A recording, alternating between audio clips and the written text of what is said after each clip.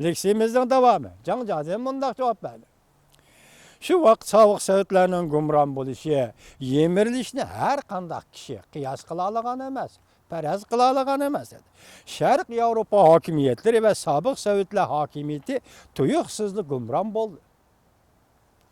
Bu hokimiyatlarni gumron qilgan namoyish harakatlarning hech kim rahbar bo'lmadi, hech kim buning rahbarlik qilmadi. Hech kim tashkillamadi. Rahbarlikka ehtiyoji bo'lmagan holda inqilob elib bordi. Janjadon Chexiya inqilobchisi Vaslav Haveldan naql keltirib mundaq ko'rsatdi. Jamiyatni hech kim tushunmaydi. Har qanday bir jamiyatni hech kim tushunmaydi.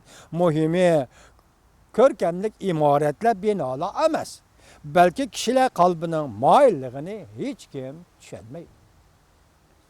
Janjadon mundaq hisobladi. Jungoning ahvolim yuqorqilarga o'xshash.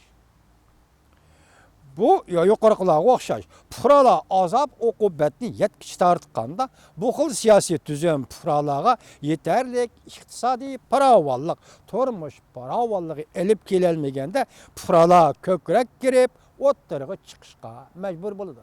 Janjadon apandi Xitoy puhralari shundoq jur'at qila olmagan bu. Xitoyda shundoq inqilob qilgan puhra bormidi? Jungo Kompartiyasining qonunli hokimiyat ekanligi yoki emaslik iqtisodning taraqqiyotiga bog'liq bo'lib qoldi.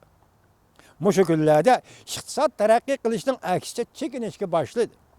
Kompartiyaning hukmronlik asosi bo'lib faqat duch bolsheviklar, ya'ni kompartiyalar bu narsaga duch kelgan vaqtda, masalan, iqtisodiy taraqqiyotni Jungoda kapolatga qila olmagan vaqtda, u vaqtda bu partiyaning Jungo Kompartiyasining Jungo fuqarolarining oldidagi qonunli hukumat yoki qonunsiz hukumat ekanligidan iborat bir paket o'ttirg'i chiqdi. Kompartiya bu vaqtida muqimlikni saqlab qolaman deb saqlab qololmaydi. Bir partiya hukmronligini saqlab qolaman deb saqlab qololmaydi.